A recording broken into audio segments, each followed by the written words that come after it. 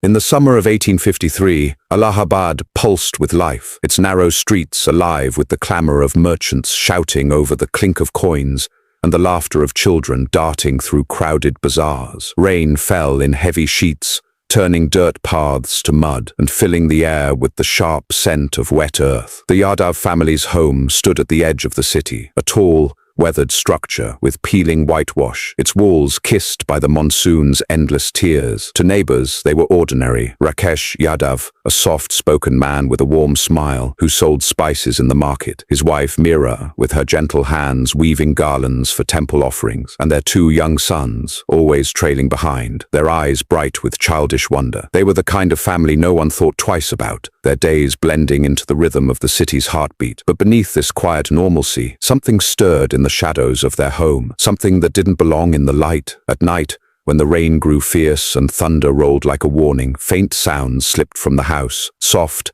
high-pitched cries that might have been the wind but carried a weight that made dogs whimper and neighbors pause in their sleep. Rakesh would stand at his doorstep, his face calm, watching the rain, his fingers tracing patterns on the doorframe, as if marking something only he could see. Meera sang to her boys in the evenings, her voice sweet but oddly hollow, like a melody practiced too many times. The townsfolk noticed small things, a basket of fruit left to rot outside their gate, a strange smell like rust and damp that clung to the air near their walls. But no one spoke of it, not directly. It was easier to blame the storm, to say the monsoon carried strange echoes or that the river nearby was restless. Yet the cries grew sharper some nights, not loud but persistent, like a child's plea caught in the throat of the wind. Rakesh moved through his days with precision, his hands steady as he weighed saffron and cumin, his smile never faltering when a customer lingered too long with questions. But his eyes, dark and unblinking, seemed to see beyond the market, beyond the rain-soaked streets, to a place no one else could reach. Meera, too, carried a quiet weight, her fingers trembling slightly as she knotted jasmine flowers, her gaze sometimes drifting upward toward the attic above their home, where the ceiling creaked under the storm's weight, or perhaps something else. The boys played as boys do, chasing each other through the mud, but they never spoke of the locked door at the top of the stairs, the one their father checked each night with a key he kept close to his heart. The city moved on, its people caught in their own lives, unaware of the darkness nesting in the Yadav home, a darkness that waited patiently, cloaked in the guise of a simple family weathering the rain. As the monsoon deepened, the cries grew harder to ignore, slipping into